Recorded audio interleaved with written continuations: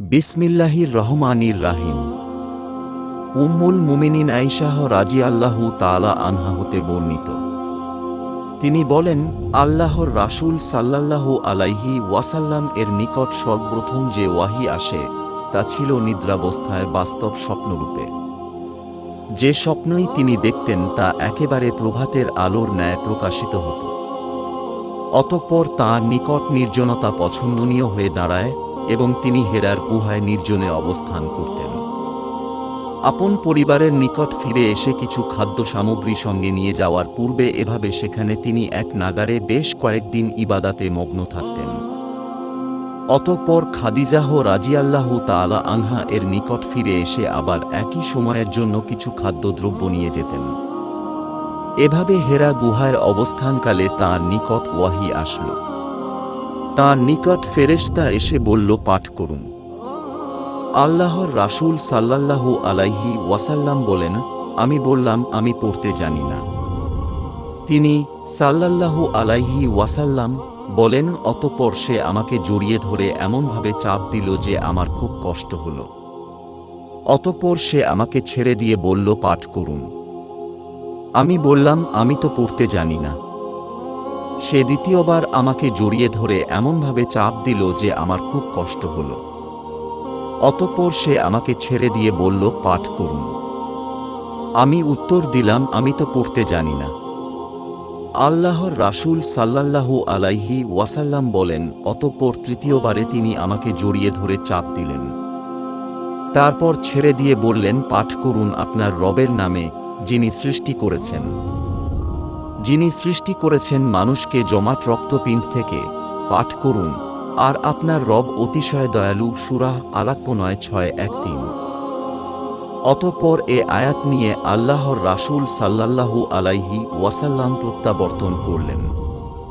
তাঁর হৃদয় তখন কাঁপছিল। তিনি খাদিজাহ বিনতু খুয়াইলিদের নিকট এসে বললেন, আমাকে চাদর দ্বারা আবৃত করো, আমাকে চাদর দ্বারা আবৃত করো। তাঁরা তাঁকে চাদর দ্বারা আবৃত করলেন। এমনকি তাঁর শঙ্কা দূর হল। তখন তিনি খাদিজাহ রাদিয়াল্লাহু তাআলা আনহা এর নিকট ঘটনা বৃত্তান্ত জানিয়ে তাকে বললেন, আমি আমার নিজেকে নিয়ে শঙ্কা বোধ করছি।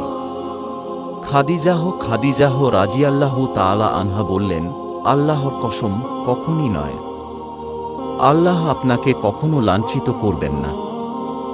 আপনি তো আত্মীয় স্বজনের সঙ্গে সদাচরণ করেন, অসহায় দুস্থদের দায়িত্ব বহন করেন, নিঃস্বকে সহযোগিতা করেন, মেহমানের আপ্যায়ন করেন এবং হক পথের দুর্দশাগ্রস্তকে সাহায্য করেন। অতঃপর তাকে নিয়ে খাদিজাহ রাদিয়াল্লাহু তাআলা আনহা তাঁর চাচাতো ভাই ওয়ারাকাহ ইবনু নাওফাল ইবনু আব্দুল আসাদ ইবনু আব্দুল উজাহর নিকট গেলেন, যিনি অন্ধকার যুগে ঈসাই ধর্ম গ্রহণ করেছিলেন। তিনি ইব্রানি ভাষায় লিখতে পারতেন এবং আল্লাহর তাওফিক অনুযায়ী ইব্রানি ভাষায় ইনজিল হতে ভাষান্তর করতেন। তিনি ছিলেন অতি বৃদ্ধ এবং অন্ধ হয়ে গিয়েছিলেন।